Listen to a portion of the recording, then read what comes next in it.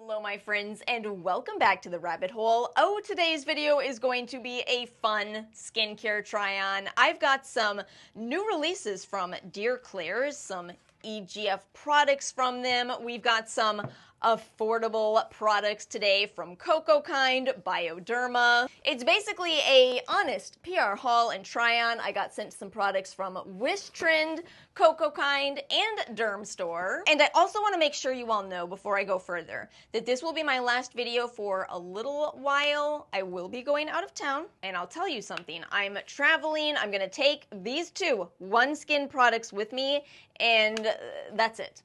After this trip, I'm going to make a video reviewing these, maybe even just include it as part of a video. I will finalize my thoughts. I want to finish reading their research.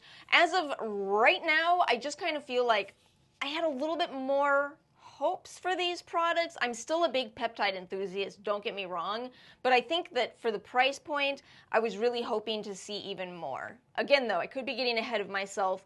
Maybe in the next week and a half, I will change my mind. I will see incredible results. Or it could just be that it's so frustrating to be my age and still have breakouts, you know? Alas, if you are just stumbling upon this channel, my skin type is dry, acne prone, and a bit sensitive, and I like to have timestamps and links in the description box below, so just in case you are interested in only one or a couple products we talk about in a video, you can jump to those timestamps. Otherwise, let's go ahead and get into this morning routine. I have a bit of a tendency to film more AM routines than PM routines. We are going to start with this product from Derm Store, the Bioderma Sensibio Micellar Cleansing Foaming Gel. And I know Bioderma is a very popular brand worldwide. They are, of course, a French brand. And you know, their prices are really quite reasonable. Usually you see this product in the gigantic size. This size right here is more of your kind of standard cleanser size. And while I was making the ingredients list for this product, one thing I was really thinking about is that it's just so nice how straightforward it is. Oh, and it is foaming up actually more than I think I expected it to. I saw a review from someone who said it didn't foam. It foams. Sometimes you read reviews and you just have to wonder, were we using the same product? Anyway, yeah, there's no, added extracts in this, no fluff, and in a lot of ways, I think that's great in a cleanser. While it's possible that there could be benefits to using an extract in a cleanser step, there's so much left unanswered in doing that. For one thing, so many skincare ingredients need more research, right? I tell you that as a researcher myself, not in skincare, but in nutrition. It's just most ingredients are understudied. We need these gigantic long-term studies to really say with any kind of certainty whether ingredients really do much at all for our skin. Now imagine complicating that by putting it in a wash-off product that's only making contact with your skin for a short duration of time, and we know even less. So really, when brands like Bioderma focus on the surfactants that make a cleanser cleanse, that actually makes so much sense. And as I've said before, I don't wash my face every morning, but I was looking in the mirror and I was thinking I did a horrible job of removing my eyeliner last night. I know I was tired and I know I've got the stress of going out of town, but goodness gracious. All right, I'm gonna go rinse. I will be right back.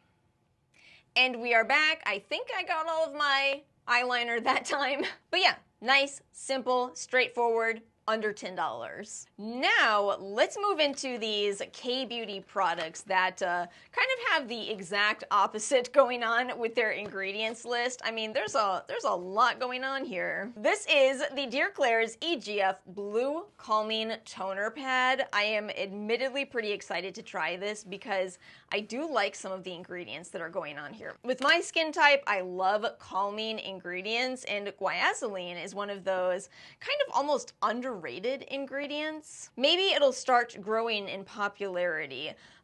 These are okay. This is that kind of toner pad where it's got the smooth side and a little bit of a more rough side. They're definitely a little thicker than my preference for a toner pad. I like to do the quick masking system with these. Of course I do, right? But it is still your standard 60 toner pads in here, plus the tweezers to remove. I feel like this is always what happens to me with toner pads, is I always wish that I had smaller pieces to just kind of put in the places where I don't want to put a full toner pad. I guess I'll just wipe with the additional one. I am telling you, that is why to this day I still prefer making my own sheet masks from toner. But you know, let me not get too ahead of myself. Let's see what they are saying here. So they're saying this tackles 6 skin concerns, including blackheads and whiteheads. You have my attention as an acne-prone skin type. Deep hydration and soothing from within, that EGF, guaiacylene, and cica exosome. That's right, I meant to mention. I do think the popularity of exosomes isn't going anywhere. I think we're just going to keep seeing more and more of that. Soothes various everyday irritations, of course, with this kind of an ingredients list. Suitable for sensitive and acne-prone skin. Yes, that is me. So I'll just let this sit for a bit, and speaking of Cocokind, I actually bought this. It is their, what is it called? Ceramide Lip Blur Balm. I'm just gonna pop some of this on. I really do like it. 14 bucks. Bought it with 10x points too. The only thing is I had to add my own charm to it. Not a problem. I have charms. All right, I'm gonna take these off. Oh, these are definitely staying quite moist. Next product, we are going to use the EGF Blue AC Calming Serum. This is kind of interesting because these are both new products. You would think that they go together well, and they probably do. But I was quite surprised to see that glaring essential oil in this product. You see the one, right? Tea tree oil. That is technically something you could consider a fragrance ingredient. Oh, she sure does smell like tea tree oil. But it's an essential oil that we typically have a little bit of a more positive connotation with in all senses except for how it smells. Because it is a potent antimicrobial ingredient. Fantastic, especially if your acne is related to bacteria. So I see how these two certainly could go together if you have my skin type, acne-prone, sensitive skin. But at the same time, if you do not have acne, you might not actually need to pick up both of these. You know, if you're just going for calming, you could just use the toner pads. So let's see what they say about this serum. I feel like this is just such a Korean approach to treating acne. They're saying improves 5 major indicators of breakouts, boosts hydration, and strengthens the skin barrier while reducing oil, sebum, and keratin buildup over 4 weeks. Yeah, that's the K-beauty approach to acne right there. Take care of the skin, but also target the acne. It is wildly different from what we did in the West, especially in the past. This is a lot of how K-beauty ended up so popular, of course. Not only does K-beauty have this much more gentle approach, but the prices are also super reasonable. Soothes deep within skin, 4 types of blemish care. They are saying this brightens dark spots, smooths textures, reduces pores. And you know me, you know I like to look at the ingredients to see where we're coming up with that. And of course we have that malachite extract here. Tea tree, which we already talked about. We have some LHA in here. That's that capryl oil salicylic acid ingredient, a more gentle alternative to salicylic acid. And then hydrating amino acids. So this is quite a nice formula. Just definitely know, even though tea tree oil works for a lot of people, first of all, don't ever try to use it on its own. Way too strong. You want to use it diluted in a product like this. But also know it still is an essential oil, so it still won't work for everyone. And then, this is so exciting to me. So this is also from Dermstore, the Beautystat Universal C Eye Perfector. Now, they had sent this to me a while ago, and I really liked the original. This was the original right here, but it had a few kind of odd cons. I don't know why they put some essential oil ingredients into an eye cream. It was a bit expensive. I am completely in awe that I'm about to tell you this, but they came out with a new version of it. We're getting a good visual of these. This is the new version. It is the same size, but it is now $52. They dropped the price. They removed the essential oils. They are now disclosing 5% L-ascorbic acid in here. That's a great level for the sensitive eye area. And we've added peptides. So I want to see a side by side. Let's see how this compares to the older version. New, old. This actually looks like it might glide better, maybe? I think we're just going to have to do a side by side. Whoa. Almost used the wrong finger. Once again, I would have been canceled. It feels absolutely identical. So I think if you liked the original, you will still like this one. I am just so happy to see a company really listen to feedback. Oh, and since I keep getting this question over and over again, no, you all have not missed the 10x points at Ulta. It usually happens in August or September. I will be checking every day. I feel like I should start doing a "Is it 10x points day yet?" over on Instagram. Should I do that? Let me know in the comments. I don't want to miss it either, y'all. Moving on to the Cocokind Electrolyte Water Cream. Y'all, I absolutely think this is going to be the next big thing. Or at least I think other companies think it's going to be the next big thing, and I think you might start seeing even more electrolyte creams. It's so funny though. They are saying magnesium PCA, sodium PCA, zinc PCA, manganese PCA, and glycerin are our hero ingredients in this formulation at 5%. A few years ago, maybe longer than a few years ago at this point, The Ordinary released their NMF products, natural moisturizing factors. That is another way of referring to those ingredients. But y'all, this reminds me of Elemis. The seawater in here, the algae ingredients in here, it is such a cosmetically elegant moisturizer too.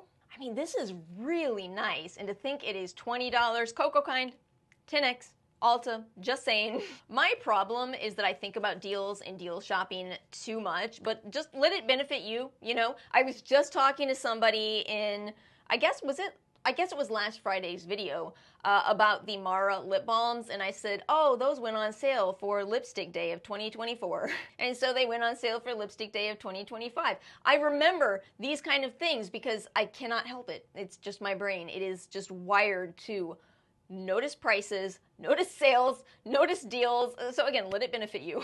Because otherwise I genuinely feel bad about clearly how much brain space is dedicated to that.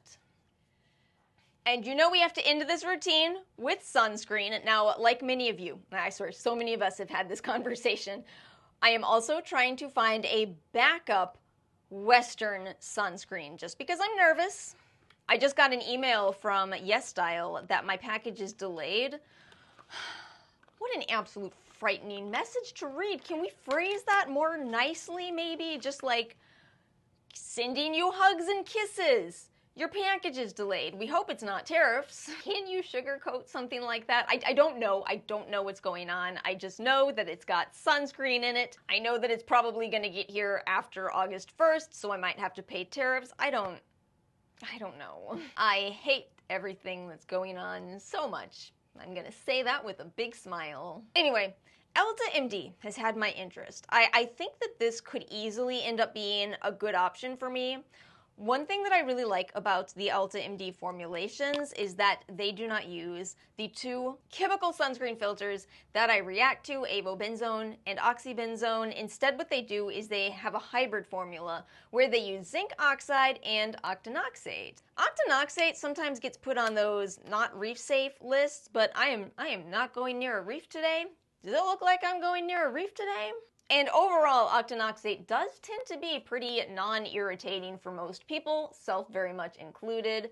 So let's give this one a try. I was most excited to try this because I noticed that petrolatum ingredient and I went, ooh, is that going to be wonderful on my dry skin? I've tried their formulations that are for acne and they do offer great options.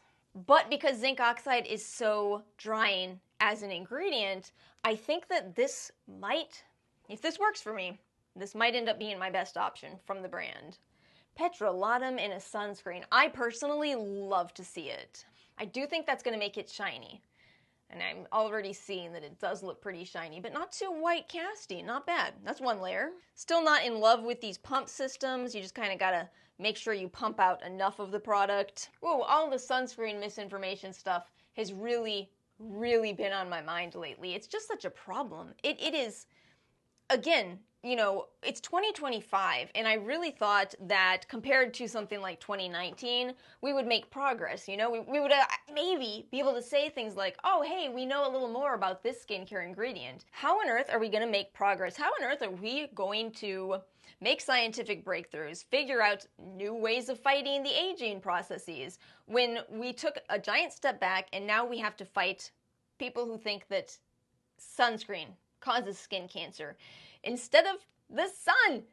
Ah! So this feels amazing. This really could end up being at least a backup for me if I lose my K-Beauty chemical sunscreens, right? It does feel really heavy, so we'll see how this goes in, my incredibly high heat. We'll see if it melts off my face. I think that would be my only concern, but we'll see. We'll see how this goes. Let me know if any of you have tried this particular version, the UV Daily.